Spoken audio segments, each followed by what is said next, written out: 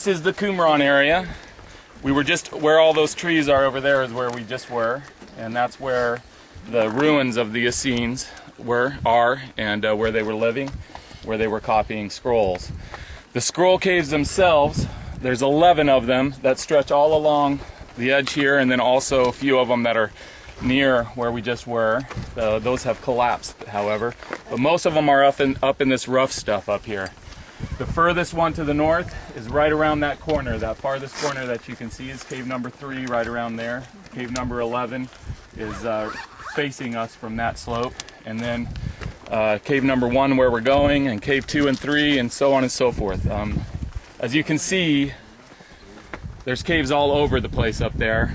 We're still looking for more caves to excavate. The professor that I study under, we particularly are looking with the new technology that's out, which is a stereo-optic way to look further down into the ground than we've ever been able to see before. And what we're looking for isn't actually anything that looks like a cave. We're looking for pockets that are under the ground that were covered up so that they didn't look like a cave, and that's where we can expect to find more scrolls. I think that there's little doubt in my mind that there's going to be more scrolls found in the future. I'm not saying that as a prophecy or anything like that, but I think it's a very, very strong possibility. So you can also look up along the edge here and you'll see gray earth that's recently been dug out. Do you see that? That is illegal excavations done by the Bedouin. Bedouin are the ones who first made this discovery, as we'll talk about later.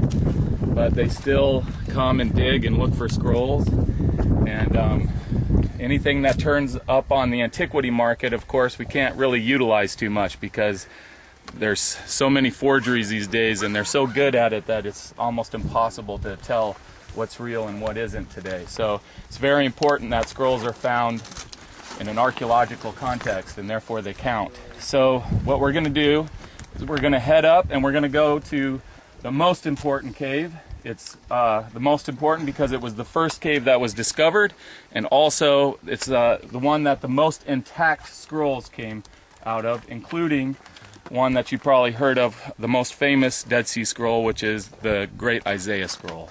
Okay?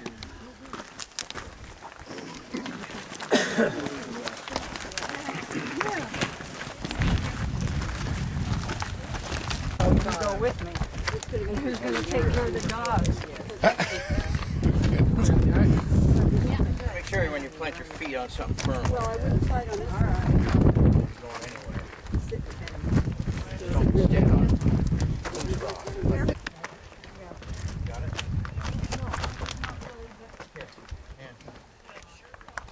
it? The 3 out of the 11 caves, the 3 most important caves are cave number 1, cave number 11, which is towards the north where we were looking before, and then cave number 4, which is across from where the Essene ruins are, where we just were. Cave number 1 is the most important because it's the first one that was discovered and the most intact scrolls, and cave number 4 is very important because the most amount of scrolls came out of cave number 4, but they were very, very fragmentary. So we're talking about 15,000 fragments, and so it gives us, you know, a good breadth of the scripture and samples from most of the books, but this is where the most intact scrolls were found. When it was discovered, you got to take these gaps here out. Just make those into rock like this. These did not exist. Okay, they were later done by archaeologists who were excavating the cave. So that was total rock. The only thing that was exposed at the time of its discovery was this small hole up here. And it was discovered by a boy named Muhammad el-Dib, which means Muhammad the Wolf, ironically. And the story is that he lost one of his goats, and he threw a rock down into that hole looking for his goat, and something broke in there. And so he climbed through that hole and found these pots, and was all excited and opened them and was greatly disappointed that they were just filled with a bunch of old writing. He was hoping that they would have true treasure, like, you know, gold or something like that. So anyways, he did take some of them, and slowly this discovery leaked back into Jerusalem, and the scholars there Eventually they brought a team here and excavated, found a whole bunch more scrolls, and then that started the quest to look for more caves, and they found another 10 caves after this one. And so very, very important, obviously, and in my opinion, the #1 archaeological discovery of all time. But when we hear about the Dead Sea Scrolls, we often hear that the major significance for the scrolls is that they show that our Bibles are reliable, right? And by all means, that is true. They are 1,000 years older than the previous copy of the Old Testament, the Masoretic text that we had before that. So that is all true. But in my opinion, the #1 important thing that the scrolls give us is they give us the messianic prophecies, the prophecies about the coming Messiah from the Old Testament. They give us copies of those that are older than Jesus of Nazareth. Okay, so think of this. In this cave was discovered the great Isaiah scroll, a complete copy of Isaiah. Now, I don't know about you, but if I was picking of all the books of the Old Testament, which one I would want an entire copy to be found of in a cave like this, it would be Isaiah, because he's known as what? The Messianic prophet. And so if you start thinking about all the prophecies of the Messiah that are in Isaiah that were preserved here to 200 to 150 BC is what that copy dates to. Okay, so to give you one example, I mean Isaiah 7:14 that talks about the virgin birth, or Isaiah 9:6 that announces a son will be born and he will be called Mighty God, and that he'll come from the house of David, and Isaiah 53 that he will atone for the sins of men, and I mean just on and on and on. And another one is, I mean, if you think of this, Jesus is up in Nazareth and he goes into the synagogue there, and they hand him a scroll to read publicly from the front. What scroll is it? Isaiah. And he opens it up to what is today Isaiah 61 and reads of the Anointed One. And then he goes and he sits down and everybody's eyes are on him. And then he says, this has been fulfilled in your midst.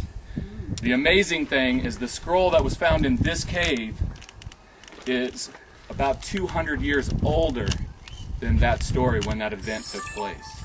And so it used to be an argument a long time ago, before 1948, used to be an argument that the prophecies were obviously just made up after the fact, after the time of Jesus. You don't hear that anymore because it's not an argument anymore. Why? Because of the finding of the Dead Sea Scrolls completely took that out. So so go in and check it out. When you go in, look back towards this opening here and just see a big thing of fill, of dirt coming down off of this down into the cave, and that's at the that was there that they dug out by the archaeologists, and so it came down in an arc like this, and then most of the scrolls were found towards the back of the cave. So go ahead and enjoy.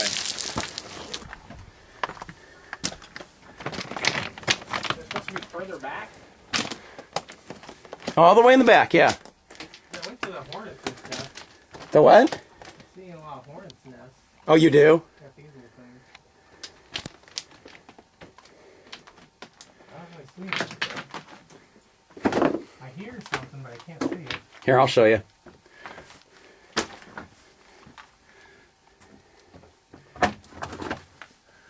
Here. I have seen them.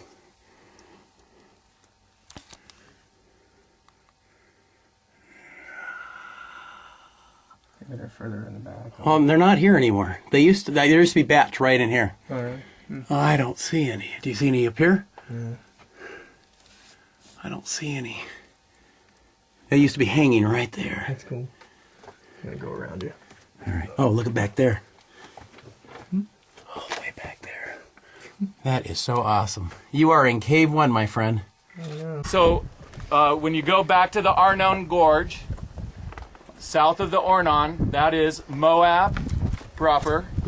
Then this starts Gilead. This was Reuben, the territory of Reuben that you're looking at right here, up past the north of the Dead Sea. Then you had Gad, and then after Gad, Up to the further north, you had the half-tribe of Manasseh. Okay? And so that is Gilead. You can also see where we were at Qumran right over here. You see all this plastic and everything, these green fields? You got to bring the Dead Sea all the way up past that cover those green fields and right up to the base of these, the edge of this dirt down here. As you know, the Dead Sea has been greatly shrinking and is in two parts now, and so in ancient times it came all the way up to there. We know because we have harbors from that time period that have been excavated. Wow. And I should also point out, if you look straight over this way, north of the Dead Sea, up at the top of the ridge, there's a dark green up there. That's Mount Nebo. That's where Moses stood, and he looked out over the Promised Land. He wasn't looking down here. He was looking up at the top of the mountains. In fact, I should say this. You see how those mountains form a ridge that go along like this, kind of like the Wasatch Front? Okay. There was in ancient times, the trade routes were along the tops of the ridges. If you were standing over there looking this way, you would see exactly the same thing. You would see the ridge line going from north to south on this side. Okay, and so the travel route that traveled along the top of this ridge line over here is the King's Highway. You've probably heard of that. That's the King's Highway. The one that traveled along the top of this one was the Way of the Patriarchs, or the Ridge Route it's also called. Most of your biblical cities are up on top on that ridge route. Why? Because the Israelites are mountain people. Don't forget that. They're not desert people. They're mountain people. They're only desert people when they're being punished. Right? And so they're not. Moses wasn't looking down in here. Moses was looking up at the top of the ridge. Another important event that took place on those peaks over there is Balaam, son of Beor. Which, by the way, we found an inscription that has Balaam, son of Beor, on the inscription from the 9th century BC at another site, Sukkot, biblical Sukkot. But anyways, Balaam stood up on that same series of peaks, and he wasn't looking like Moses to the promised land. He was looking at the promised people, right? And he looked down on the promised people, and what did he see? He saw a star and a scepter rise from these people. A divine king is going to come from these people, which of course those prophecies were found in that cave right there. Also, we're going to go to Jericho now, which is just down and around that corner. And it's important to know, we're going to talk about Kathleen Kenyon, but it's important to know that in these Dead Sea Scroll caves, we have copies from the book of Joshua. So people have a choice. They can take a modern scholar's word for these things, or they can take an ancient text that we have, 2,200-year-old ancient text from the book of Joshua that we can take. I would recommend the ancient text. And so we're going to go there now. So we just don't lose it on this last one. We got to push down to the bottom there. Don't go fast or get excited that you're near the bottom, and then we'll go back to the bus and move on.